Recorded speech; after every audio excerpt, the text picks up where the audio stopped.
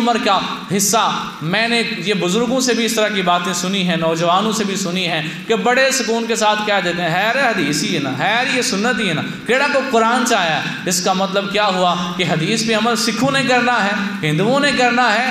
ارے حدیث پہ کس نے عمل کرنا ہے؟ یہ لوگوں کی زندگیاں گزر گئیں نبی پاک علیہ السلام کی احادیث کو محفوظ کر کے ہم تک پہنچاتے آج بڑی آسانی کے ساتھ کہہ رہے ہیں خیر حدیث ہی ہے نا۔ اس کا مطلب کیا ہوا کہ وہ سارے اس لیے محنتیں کرتے رہے، جگر پگھلا کے نبی پاک علیہ السلام کی احادیث۔ بلکہ رمضان کے اندر جب میں نے جمعہ پڑھایا تھا کہ جوانی ایک زخمی سانپ ہے، اس کے اندر میں نے یہ حدیث پاک سنائی تھی۔ نبی پاک علیہ السلام کے چچا کے بیٹے حضرت عبداللہ ابن عباس رضی اللہ تعالیٰ عنہ 20 سال کی عمر تھی، ایک حدیث سننے کے لیے بڑی دور کا سفر کرتے اور جا کر اس صحابی کے دروازے پہ بیٹھ جاتے، دستک بھی نہیں دیتے تھے، بیٹھ جاتے کہ جب وہ بندہ باہر نکلے گا تو وہ خود مجھے حدیث سنائے گا۔ اور اگر 3-3 4-4 گھنٹے گزر جاتے، اندر سے کوئی نہ آتا، آپ لیٹ جاتے اور جب لیٹتے تو ہوا پڑتی، ریت اڑتی اور اٹھ کر آپ کے جو ہے آپ کی زلفوں میں ریت پڑتی، آپ کی داڑھی میں ریت پڑتی۔ 20 سالہ نوجوان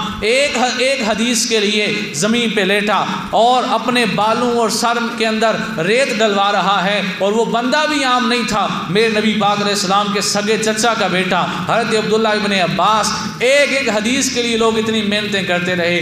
آج ہم بڑی آسانی سے کہہ دیتے ہیں خیر یہ جی حدیث ہی ہے نا، تاکہ یہ کیڑا کو قرآن دے وچ آیا ہے۔ اللہ فرماتا ہے لوگو اے میرے محبوب انہیں فرما دو قل ان کنتم تحبون اللہ فاتبعونی، اگر اللہ سے محبت کرتے ہو تو میرے نبی کی پیروی کرو، پھر اللہ بھی تم سے پیار کرنے لگے گا، اللہ تمہیں اپنا محبوب بنا لے گا۔ تو یہ انداز ہے نبی پاک صلی اللہ تعالیٰ علیہ وآلہ وسلم کا قرآن کے اندر۔ اور پھر جو لوگ حدیث کو بالکل ویلیو نہیں دیتے، سنت کو بالکل عزت نہیں دیتے کہ خیر ہے جی سنت ہی ہے، خیر ہے حدیث ہی ہے، کوئی بات نہیں، اب ذرا ان سے کچھ باتیں کرنا چاہتا ہوں میں۔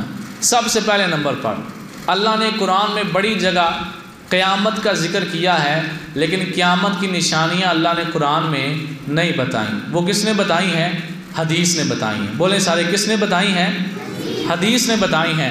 اللہ تعالیٰ نے وضو کا قرآن میں حکم دیا ہے، لیکن پانی کے احکامات کہ کس پانی سے وضو ہو سکتا ہے، کس پانی سے وضو نہیں ہو سکتا، یہ اللہ نے قرآن نے نہیں بتایا، تو پھر کس نے بتائے ہیں؟ حدیث نے بتایا ہے۔ اللہ نے نماز کا حکم دیا ہے، لیکن کس نماز کی کتنی رکعتیں ہیں، کس طرح پڑھنی ہے، کس طرح سجدہ کرنا ہے، کس طرح رکوع کرنا ہے، کس طرح تحیات میں بیٹھنا ہے، یہ سارا ذکر قرآن میں نہیں ہے، بلکہ ہمیں کس نے بتایا ہے؟ حدیث نے بتایا ہے۔ اللہ نے قرآن میں حج کرنے کا حکم دیا ہے، لیکن حج کے تمام فرائض و واجبات اور مکمل طریقہ اللہ نے قرآن میں نہیں بتایا، یہ ہمیں کس نے بتایا ہے؟ مٹھے پہ آئے ہو، کس نے بتایا ہے؟ حدیث نے بتایا۔ اللہ نے ہمیں قرآن میں زکوٰۃ کا حکم دیا ہے، لیکن زکوٰۃ کی تمام شرائط، تمام طریقہ کار، یہ مکمل طریقہ ہمیں قرآن میں نہیں ملتا، یہ ہمیں کس نے بتایا ہے؟ حدیث نے بتایا۔ اللہ نے قرآن پاک کے اندر جو ہے وہ نمازوں کا ذکر تو کیا، لیکن نماز پڑھنا سکھایا نہیں۔ اللہ نے نماز قرآن کے اندر اللہ نے روزے کا حکم دیا، لیکن کن کن چیزوں سے روزہ ٹوٹ جاتا ہے یہ اللہ نے قرآن پاک میں نہیں بتایا، یہ کس نے بتایا ہے؟ حدیث نے بتایا۔ آپ ذرا سوچیں، حدیث کے بغیر تو ہمارا دین ہی مکمل نہیں ہوتا، پھر کس منہ سے کہتے ہیں خیر یہ حدیث ہی ہے نا، خیر یہ سنت ہی ہے نا؟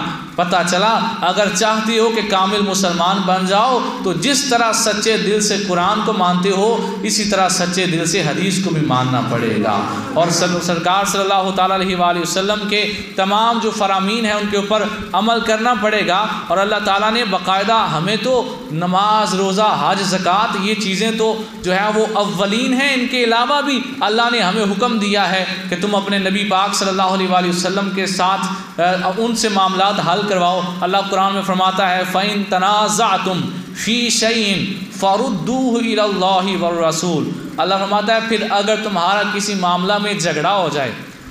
میں آگے آیت سنانے سے پہلے آپ سے ایک سوال کرتا ہوں، مجھے بتائیں جھگڑا کرنا کیا یہ دین کا حصہ ہے؟ بتائیں بھائی، دین کا حصہ تو نہیں نا، جھگڑا کرنا دین کا حصہ نہیں بھائی۔ نماز، روزہ، حج، زکوٰۃ یہ ساری چیزیں تو دین کا حصہ ہیں، لیکن کیا جھگڑا کرنا دین کا حصہ ہے؟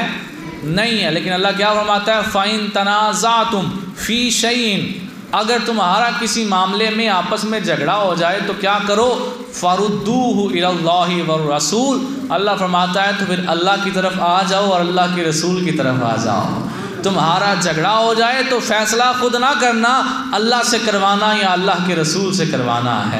بھائی اللہ تو فرماتا ہے کہ اپنے آپس کے جھگڑوں میں بھی اللہ کے نبی صلی اللہ علیہ وآلہ وسلم کو یاد رکھنا ہے، ان کے پاس ہی جانا ہے۔ اور اللہ فرماتا ہے وما آتاکم الرسول فخذوہ وما نہاکم عنہ فانتہوا، جو تمہیں رسول دیں وہ لے لو اور جس سے منع کریں وہ رک جاؤ۔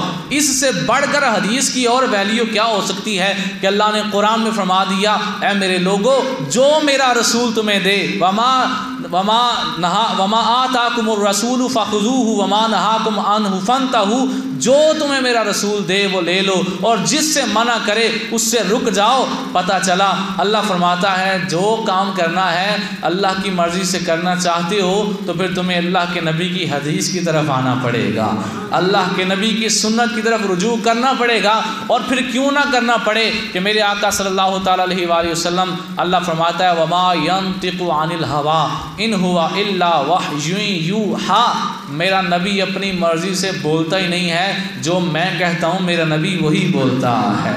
اور اللہ کے نبی فرماتے ہیں اس زبان سے ہمیشہ حق ہی جاری ہوتا ہے، ہمیشہ سچی بات ہی اس زبان سے جاری ہوتی ہے۔ اور آئیے خلفائے